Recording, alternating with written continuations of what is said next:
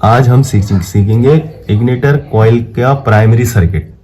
Current हमेशा battery, magnetic switch और ignition switch तक रहता है। जैसे ही इग्निशन स्विच को ऑन करता है, करंट इग्निशन स्विच से जंक्शन पॉइंट में जाता है। जंक्शन पॉइंट से करंट 3 रास्तों में जाता है। Number 1 warning lamp, number 2 current junction point से इग्निटर कॉइल के बी टर्मिनल में जाता है। बी टर्मिनल से करंट कॉइल के प्राइमरी वाइंडिंग में जाता है। यहां पर अर्थ ना मिलने के कारण कोई एक्शन नहीं होता या सर्किट पूरा नहीं होता है।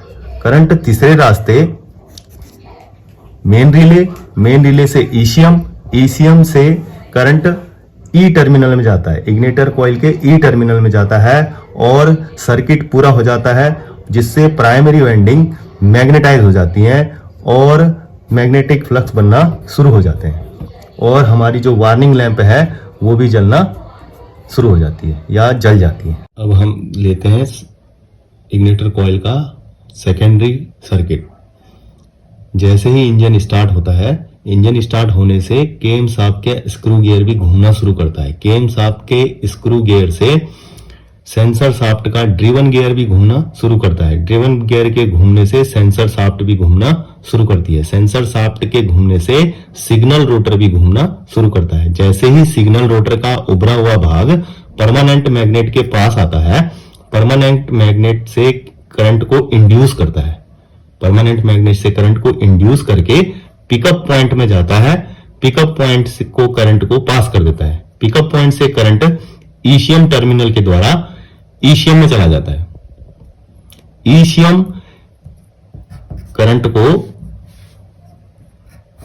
ईसीएम क्या करता है, जो हमारी इग्निटर कॉइल है उसके एस टर्मिनल को सिग्नल पास करता है, जिससे एस टर्मिनल बी टर्मिनल से आने वाले करंट को कट ऑफ कर देता है, जिससे प्राइमरी वाइंडिंग और सॉफ्ट आयरन कोर दोनों डीमैग्नेटाइज हो जाती हैं, जिसकी वजह से जो हमारे मैग्नेटिक फ्लक्स बने होते हैं वो इंड्यूस होना शुरू हो जाते हैं। इंड्यूस होते समय या वापस आते समय उसको रास्ते में सेकेंडरी वाइंडिंग मिलती है। सेकेंडरी वाइंडिंग प्राइमरी वाइंडिंग से तादाद में बहुत ज्यादा होने के कारण यह जो करंट है वो हाई टेंशन में तब्दील हो जाता है। वह हाई टेंशन में बदला हुआ करंट हाई टेंशन लीड